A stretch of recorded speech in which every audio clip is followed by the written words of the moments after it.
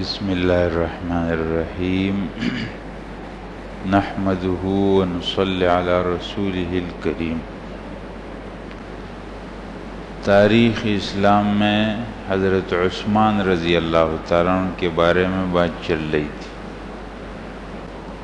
تقریباً شروع سے میں خلاصہ بیان کرتا ہوں تاکہ بات تسلسل سے ہو جائے۔ حضرت عثمان رضی اللہ تعالیٰ عنہ کی زندگی دو حصوں میں تقسیم، ایک ولادت تا خلافت اور ایک خلافت تا وفات، یعنی ایک ان کی زندگی خلیفہ بننے سے پہلے، ایک ان کی زندگی خلیفہ بننے کے بعد۔ خلیفہ بننے سے پہلے ایک تو ہے ان کا نام و نسب، یہ بیان ہو چکا ہے۔ حضرت عثمان کا نام عثمان ہے، والد کا نام عفان ہے، عثمان ابن عفان۔ والد کا نام عفان ہے، والدہ کا نام اروا ہے، اروا بنت قریش۔ اور قریش کا شاخ ہے بنو امیہ، اس سے حضرت عثمان کا تعلق۔ جاہلیت کے دور میں حضرت عثمان رضی اللہ تعالیٰ عنہ تاجر کی حیثیت سے اور سخاوت کی صفت سے مشہور تھے، یعنی ابھی آپ نے اسلام قبول نہیں کیا تھا، اس وقت بھی مکہ مکرمہ کے اندر حضرت عثمان ایک مشہور آدمی تھے، اور ان کی جو دو مشہور باتیں جس کی وجہ سے وہ مشہور ہوئے، ایک ان کی تجارت اور ایک ان کی سخاوت تھی۔ سخاوت تو آخر تک رہی۔ اسلام انہوں نے قبول کیے بالکل ابتدا کے اندر، یعنی 10 آدمیوں کی گنتی، شروع کے 10 آدمی جب ہم گنتے ہیں اسلام کے بالکل شروع میں، تو ان میں حضرت عثمان کا نام ہے۔ پھر رسول اللہ صلی اللہ علیہ وسلم کے دور میں تمام جگہوں میں یہ شریک ہوئے ہیں، خاص طور پر مالی طور پر انہوں نے بہت کام کیا۔ اور پھر حضرت ابوبکر رضی اللہ تعالیٰ عنہ کے دور میں بھی بہت کام کیا، ان کے خاص مشیر کی حیثیت سے رہے۔ پھر حضرت فاروق عمر رضی اللہ تعالیٰ عنہ کے دور میں تو بالکل ان کے ایک نائب اور معاون کی حیثیت سے رہے۔ تو یہ پوری زندگی ان کس طرح گزر گئی، یہ ان کی زندگی مختصراً میں بیان کر چکا ہوں، اس لیے میں تفصیل میں نہیں جا رہا ہوں، صرف بات کو مسلسل کرنے کے لیے بات میں نے بیان کی۔ حضرت عثمان رضی اللہ تعالیٰ عنہ کی خلافت 11 سال 11 ماہ 14 دن، 11 سال 11 ماہ 14 دن، تقریباً 12 سال بنتے ہیں، کچھ دن کم۔ حضرت عثمان رضی اللہ تعالیٰ عنہ کی بیعت خلافت ہوئی، یعنی وہ خلیفہ منتخب کیسے ہوئے، اور پھر خلیفہ منتخب ہونے کے بعد ان کے دور میں کیا ہوا، اسلام کے لیے ان کے کیا کارنامے ہیں، یہ دو باتیں۔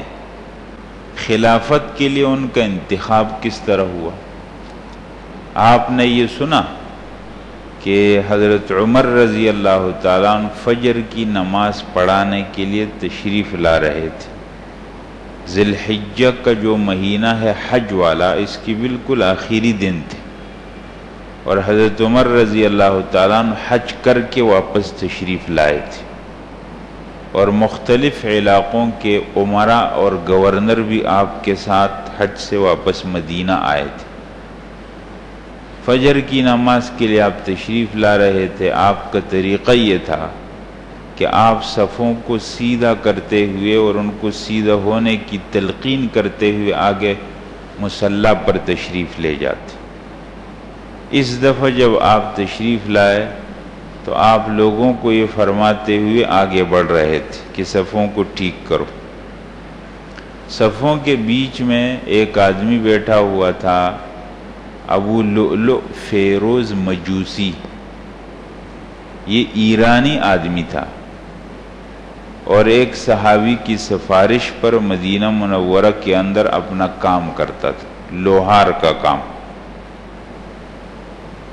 اس نے ایک زہر آلود خنجر دونوں جانب اپنے پاس رکھا تھا۔ اقامت ہو گئی، حضرت عمر رضی اللہ تعالیٰ عنہ مصلی پر تشریف لے گئے کہ اس نے پیچھے سے وار کر دی اور ناف کے پاس آپ کو مارا۔ حضرت عمر رضی اللہ تعالیٰ وہاں گر گئے اور فوراً عبد الرحمن ابن عوف کو اپنی جگہ کھڑا کیا۔ عام مجمع کو مسجد کے اندر صحیح پتہ نہیں چلا کہ کیا ہوا، اتنا ہوا کہ آواز کچھ گم ہو گئی۔ عبد الرحمن ابن عوف نے نماز پوری کی۔ حضرت عمر رضی اللہ تعالیٰ عنہ کو لایا گیا تو بے ہوش کبھی ہوش میں آتے، فوراً انہوں نے 6 آدمیوں کی ایک شورا تشکیل دی، اور یہ 6 وہ افراد ہیں جو بالکل ابتدائی اسلام قبول کرنے والے لوگ ہیں۔ فرمایا کہ یہ وہ 6 لوگ ہیں کہ رسول اللہ صلی اللہ علیہ وسلم اس حال میں دنیا سے رخصت ہوئے کہ وہ ان سے راضی تھے، تو میں ان 6 لوگوں کی شورا منتخب کر رہا ہوں اور یہ امیر کا انتخاب کرے، خلیفہ کا۔ پھر فرمایا کہ میرے انتقال کے بعد 3 دن کے اندر اندر یہ کام ہونا چاہیے، اور فرمایا کہ جب تک تمہارا امیر منتخب نہیں ہوتا تو یہاں مصلی پر نماز صہیب رومی پڑھائیں گے۔ صہیب 6 آدمیوں کی شورا بنائی، حضرت عثمان، حضرت علی، حضرت طلحہ، حضرت سعد، حضرت زبیر، حضرت عبد الرحمن ابن عوف۔ اب یہ 6 کے 6 عشرہ مبشرہ، عشرہ مبشرہ ان صحابہ کو کہتے ہیں جن کو رسول اللہ صلی اللہ علیہ وسلم نے نام لے کر جنتی ہونے کی خوشخبری دی۔ ان میں ایک اور آدمی بھی تھے، ویسے تو 10 آدمی، 10 میں حضرت ابو بکر، حضرت عمر، اور 6 یہ نام میں نے لے لیے۔ ایک ابو عبیدہ بن الجراح کا انتقال ہو چکا تھا، وہ بھی آپ کے سامنے آئے۔ ایک نام ہے سعید بن زید، یہ حضرت عمر رضی اللہ تعالیٰ عنہ کے بہنوئی ہیں اور حضرت عمر کے قبیلے کے، وہ بھی تھے، ان کا نام بھی لے سکتے تھے لیکن ان کا نام جان بوجھ کر نہیں لی، تاکہ ایسا نہ ہو کہ لوگ عمر کی رعایت میں کہیں ان کو منتخب کر دیں اور مسلمانوں کی اجتماعی مفاد میں نہ ہو۔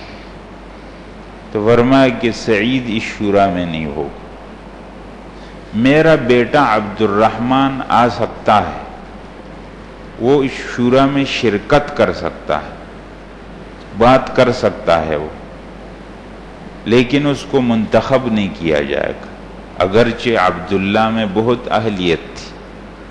صحابہ کرام میں حضرت عبداللہ وہ صحابی ہیں، حضرت عمر کے بیٹے، جو رسول اللہ صلی اللہ علیہ وسلم کی سنتوں کے اتباع میں بہت اعلیٰ پیمانے پر، جب رسول اللہ صلی اللہ علیہ وسلم مکہ مکرمہ کی طرف سفر کرتے مدینہ منورہ سے، اور سفر کے دوران میں جہاں جہاں آپ قضاء حاجت کے لیے بیٹھ جاتے تھے، تشریف رکھتے تھے، حضرت عمر ابن عمر کو وہ جگہ معلوم تھی، اس لیے جب بھی وہ سفر کرتے مدینہ منورہ سے مکہ مکرمہ، ان کو ضرورت ہوتی یا نہ ہوتی اپنا سواری سے اتر کر وہاں اتباع سنت میں بیٹھ جاتے۔ اور بھی بہت ساری مثال۔ تو حضرت ابن عمر بھی اہلیت، ایسا نہیں کہ صرف بیٹے اور صاحبزادے تھے، اہلیت تھی ان میں، لیکن فرمایا نہیں، ابن عمر مشورے میں آ جا، آپ 6 لوگ ہیں، آپ لوگ اپنا مشورہ کرو، اگر ایسا ہو جائے کہ 3 ایک طرف ہو جائیں، 3 ایک طرف، اور آپ کا فیصلہ نہ ہو سکے تو ابن عمر کی رائے لے لو، وہ جس جانب ہو جائے، اگر آپ لوگ راضی ہوں تو اس کو امیر منتخب کرو۔ اگر ابن عمر کی رائے پر بھی اتفاق نہ ہو جائے تو پھر یہ دیکھو کہ عبد الرحمن ابن عوف کس جانب ہے، ان کی رائے کا۔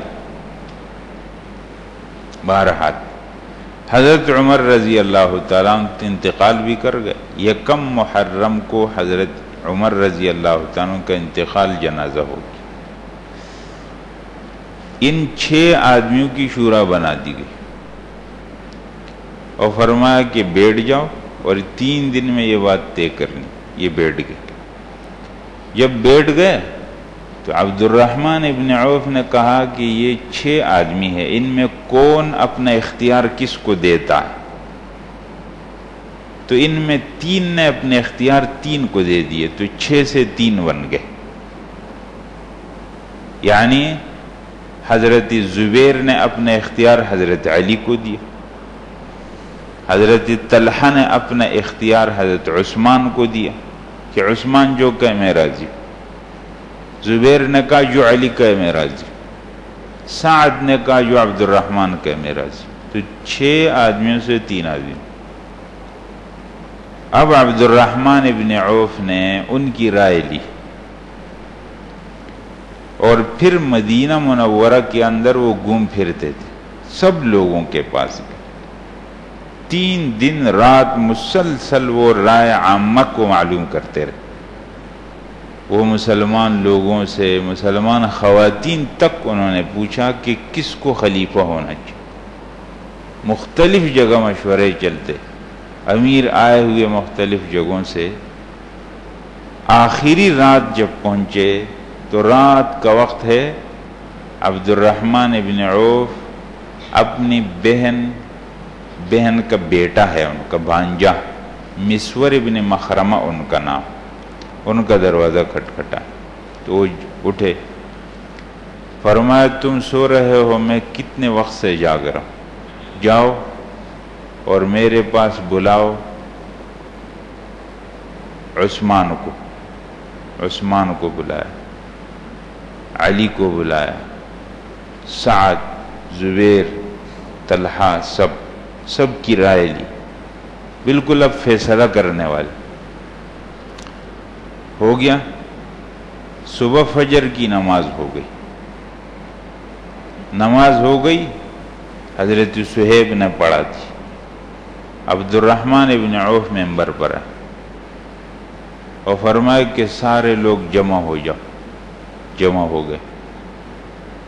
فرمایا کہ میں نے مدینہ منورہ کی عام رائے معلوم کی تو 2 آدمیوں کا نام آیا، عثمان اور علی۔ اکثریت عثمان کی تھی اور حضرت علی رضی اللہ تعالیٰ عنہ کے بارے میں مشورہ دینے والے تھے۔ عبد الرحمن ابن عوف رضی اللہ تعالیٰ نے حضرت علی کو بلایا اول، فرمایا اگر ہم آپ کے ہاتھ پر بیعت کریں اس شرط پر کہ آپ اللہ کے حکم پر، رسول اللہ کے طریقے پر، اور اپنے سے قبل جو آپ کے 2 گزرے ہیں حضرت ابو بکر و عمر رضی اللہ عنہ، آپ انہی کے نقش قدم پر پورا چلیں گے، ہم آپ کے ہاتھ پر بیعت کریں۔ انہوں نے کہا میں اس کا پورا وعدہ نہیں کرتا کہ میں بہو چلوں، میں اپنی طاقت کے مطابق کام کروں۔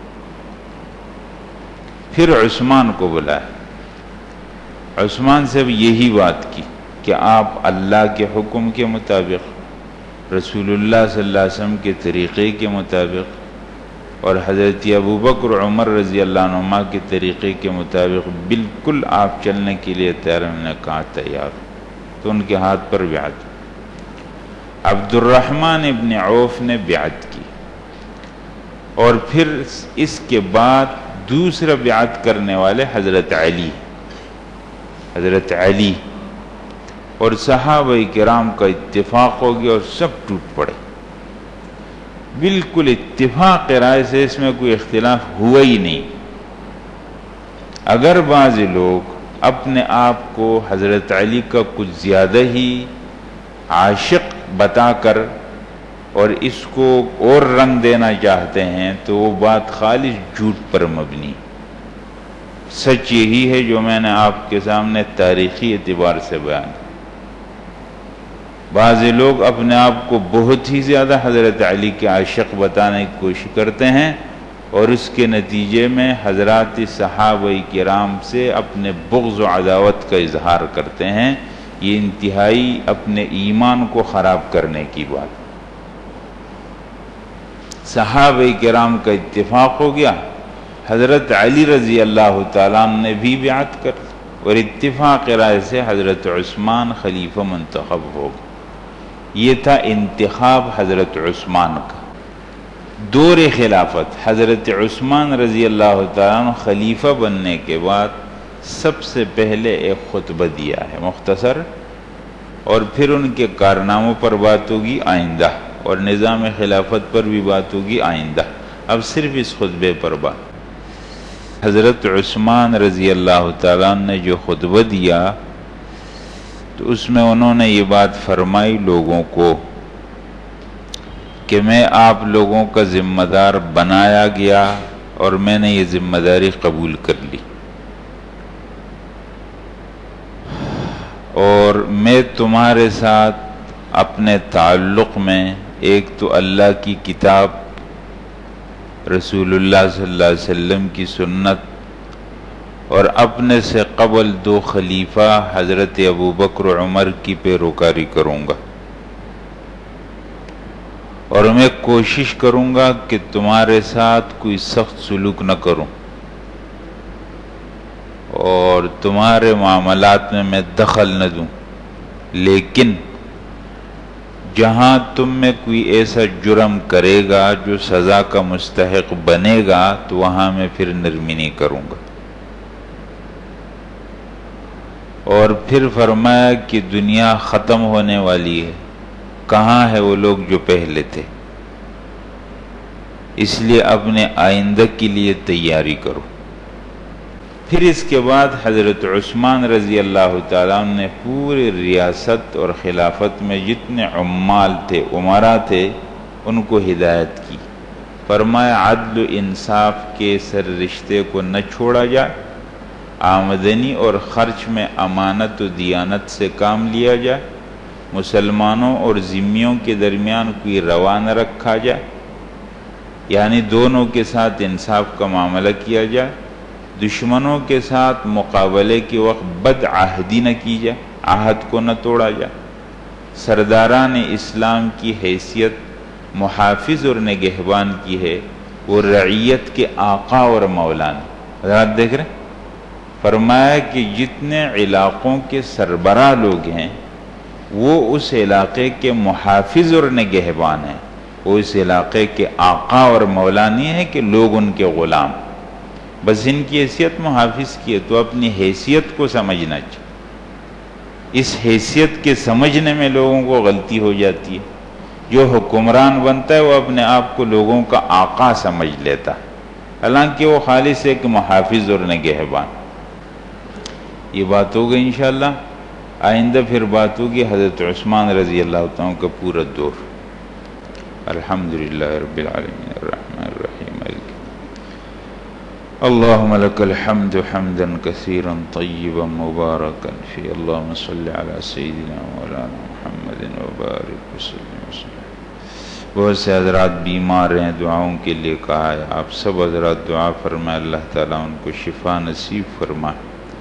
بہت سے پریشان ہیں, اللہ تمام کی پریشانیاں دور فرمائے. اللہ سب کی جائز حاجتیں پوری فرمائے. پوری امت کی حالت پر اللہ تعالیٰ رحم فرمائے. ہمارے ملک اور شہر کے حالت پر اللہ تعالیٰ رحم فرمائے. ہر قسم کا امن اطمینان اللہ نصیب فرمائے. ہر قسم کے شر فساد اور فتنے سے اللہ تعالیٰ سب کی حفاظت فرمائے. ربنا آتنا فی الدنیا حسنہ وفی الآخرۃ حسنہ وقنا عذاب النار. سبحان ربک رب العزۃ عما یصفون, سلام علی المرسلین.